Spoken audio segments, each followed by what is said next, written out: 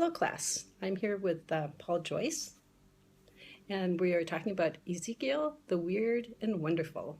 So, Paul, I would like to ask you three questions today.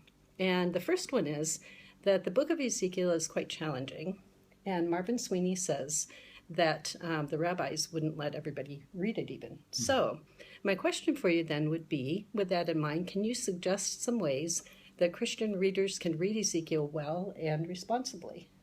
Right. Well, thank you. Perhaps I could begin by just reflecting on why it was a problematic book. I mean, why in ancient Israel it was thought of as problematic, and in Judaism as it developed beyond the Bible. It really is in some ways a weird book. There are some really problematic features of this book. Yep.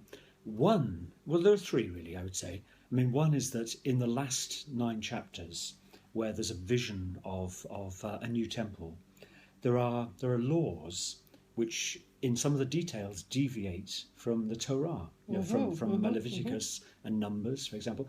Minor differences about how many animals to be sacrificed, this kind of thing. But that worried the rabbis hugely. That was very problematic, and they really.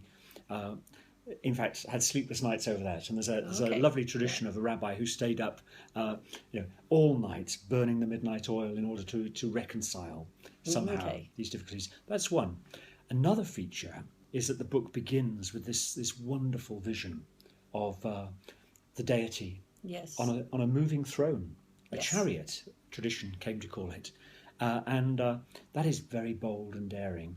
It gave rise to a tradition of mysticism that we call chariot mysticism, and some in Judaism would get carried away with this, and there were traditions, well, not only traditions, experiences of people really getting lost in rapture and sort of ecstasy over this vision. So that's the second thing. The third, very different, is that 2 of the chapters 16 and 23, are really, really quite shocking in terms of sexual language. Yes. There's presentation of the nation Israel, also, Judah and Israel, and sometimes personified in terms of, personified as women, and the language in terms of judgment is outrageous, and as we know, it's more outrageous in Hebrew than in the English Bible. Yes, very strong. So all 3 of these reasons meant that. Within Judaism, it was regarded as a slightly dangerous book, and certainly it was limited to those over 30. I mean, men over 30 could read it in some traditions of Judaism. So, lots of reasons to be wary of it, perhaps. But I think we can move beyond that, because in some of those features, actually, especially the vision of God, of course, is an immensely positive thing. I mean, that one is immensely positive. It's a remarkable opening. And it's really affirming that God is with the exiles in alien Babylonia. Yes. I mean, they've been driven out, they've been exiled by the Babylonians, they find themselves 1,000 miles from the temple, and God meets them there. So it's a wonderful image of God meeting us where we are, and immensely powerful. Of course, it's always dangerous to claim to see God. And in Judaism, of course, that's a very problematic thing. Yes, exactly. That's one of the reasons why it was a dangerous book, but it's dangerous in the sense of being wonderfully powerful, and so it's a kind of an ambiguous thing. And certainly, I wouldn't say that the book of Ezekiel was in danger of being rejected because it wasn't good enough. In some respects, it was problematic because it was dangerously wonderful. Yes. I mean, it says at the end of that chapter, effectively, this was God that I saw. Yes. Amazing. Yes, which is something that in Judaism didn't happen. Yeah, that's right. Really Hebrew thought didn't happen. So I think even that one of the problematic features one can turn in a very positive direction.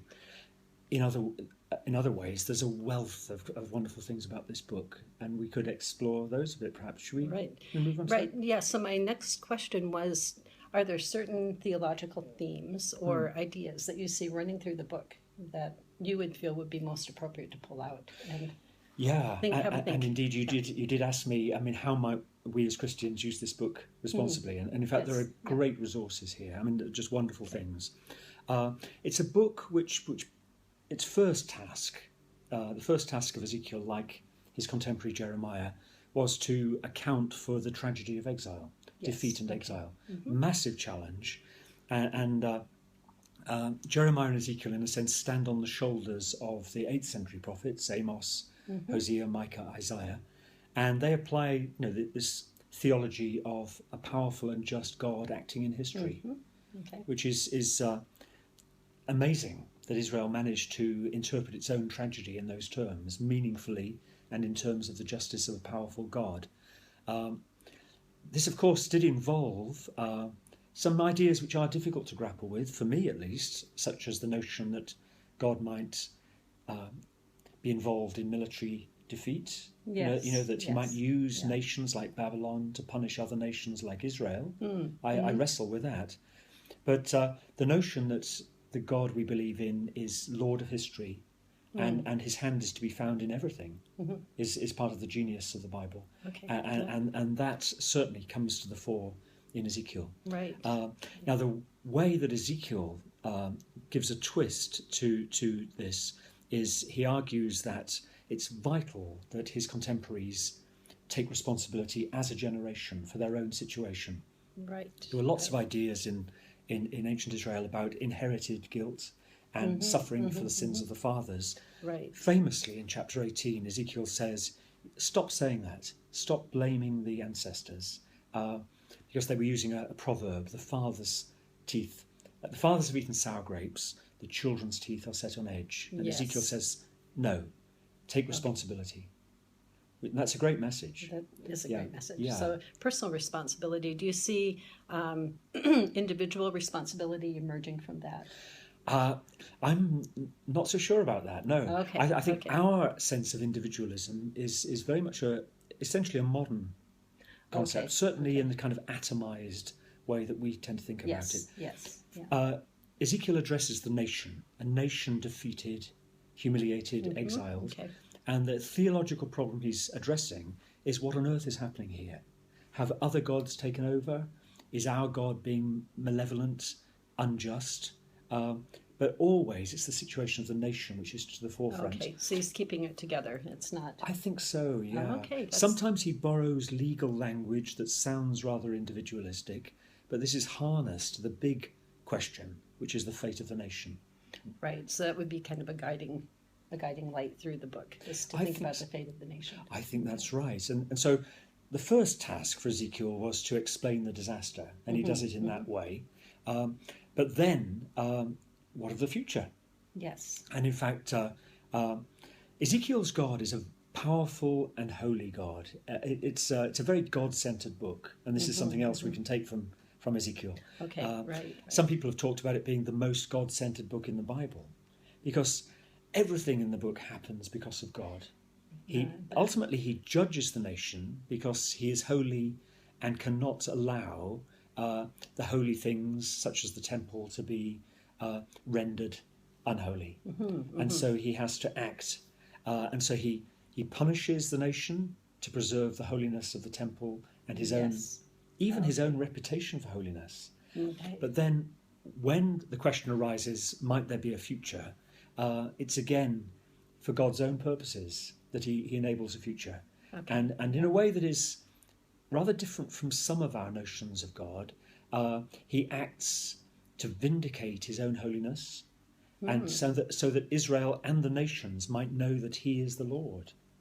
This is a very high doctrine of God. It's no accident that Calvin loved this book and was hugely inspired by it. Yep. Sometimes people say some people say it's a God that isn't very congenial or very attractive. People have even said he's a selfish God. The way I would prefer to put it is that the God of Ezekiel is a God worth having. I mean, this is a God who is not just a projection of our better nature. This is a God who is radically other. And strangely other. I mean, in chapter 20, he gives bad laws to confound Israel. So in punishment, he gives bad laws that they may sin the more. I mean, this is strange stuff, but this is part of the greatness of Ezekiel. He's really penetrating the mystery of the world and how things work. And he has this sense that God is absolutely in everything. He's wrestling, I think, with the question of questions like the command to give the firstborn to God. And that must be a divine commandment, but what was meant by it, and was it actually God offering or giving a commandment which was meant to be perverse to punish those who deserve no better? Okay. So in some ways, this God is alien, strange, other. In other ways, he is just a magnificently transcendent, holy deity that is the most sublime portrayal of God in the Bible, and a profound effect on not only Judaism but on Christianity in that respect. Right, and kind of leading from there and thinking about a Christian audience as opposed to a Jewish audience, who I have so much respect because they did preserve this and preserved it well. But what would a Christian audience see here that would be the most worthwhile? Sort of what takeaway or Indeed, yes. Well, I think what happened was that at a certain point during the exile, and we're talking the 6th century before Christ, at a certain point Ezekiel begins to affirm that there will be a new beginning. Now, this is amazing because he certainly believed that the nation deserved everything it had got. Punishment, exile. And yet, eventually, he comes to say that there will be a new future. For him, it is for God's purposes. He doesn't think the nation is going to turn over a new leaf or pull up its socks or start being good. He thinks his nation, humanity, I would say, is portrayed as pretty hopeless. And so it's God who acts. Now, God acts for his own purposes, but he acts to transform, to enable, and to vivify, to give life. And so we have this wonderful range of images that start coming in the second half of the book. For example, we have the chapter 34, we have the image of the Good Shepherd, which is taken up by Jesus in John's Gospel above all. In chapter 36, we have the gift of a new heart and a new spirit, so that the nation will obey. So, new heart, new spirit, given by God to an undeserving nation, to transform them for God's purposes. And then in chapter 37, we have this amazing image of the Valley of the Dry Bones. Now, this is really an image of the restoration of the nation. It's not yet, I think, individual resurrection. But it's an image of the nation brought back to life by the literally inspiring breath of God. Chapter 37. And finally, one more example, chapter 47. We have flowing from the temple in the vision of the new temple in the final block of the book, 40 to 48. Chapter 47, the river of life. A river flows from the side of the temple, flows down into the desert, transforms the Dead Sea into a fruitful sea with fish, plants on every side of the river of life. So, and it's just a wonderful body of images, which became part of the legacy of Judaism, and indeed part of the legacy of Paul, the Jew, who had met Christ on the road to Damascus. And Paul, I think that the heart of Paul's gospel is this notion of God granting free grace to those who do not deserve it, transforming grace. Now, this is really, above all, the insight of the exilic age and of Ezekiel and his contemporaries like Jeremiah. Paul argues that this can only reach fruition in Christ. And for him, it is the key to understanding what's happening in the Christ event. That is really an interesting connection between the two, because really don't get a lot of direct quotation of Ezekiel in the New Testament. No. And yet, theologically speaking, you're talking about a big piece of theology that's being brought. You are. It's often under the surface in Paul. And for example, 2 Corinthians, there's a huge amount of exilic theology in there. Some of it more overt, some of it more implicit. But I mean, the exilic age, and Ezekiel not least, is crucial for the shaping of Paul's theology as a Jew, which then he sees as fulfilled in Christ. And he interprets his scriptural legacy in the light of Christ, and he interprets Christ in the light of his Bible. Wonderful. Okay, good. Do you have any last thoughts that you would want to share with the students from our conversation here? Well, I think perhaps to pick up your own thought about this being a legacy that we have inherited from the Jews, and that the Hebrew Scriptures, the Bible of Jesus and of Paul, and we have received this great gift of the Jewish Scriptures. which is to be treated with massive respect and honour. As Christians, we read this in the light of Christ and the Christ event. Yes. And that is a very defining aspect, which is the defining aspect of what it is to be Christian. Yes. And yet we share this great legacy with our Jewish brothers and sisters. Yes. And that's a great bond that we have. Wonderful. Wonderful. Well, I'd like to thank you. And I Thank you, hope Beth. you've enjoyed Paul's responses to this. And I will look forward to talking to all of you very soon.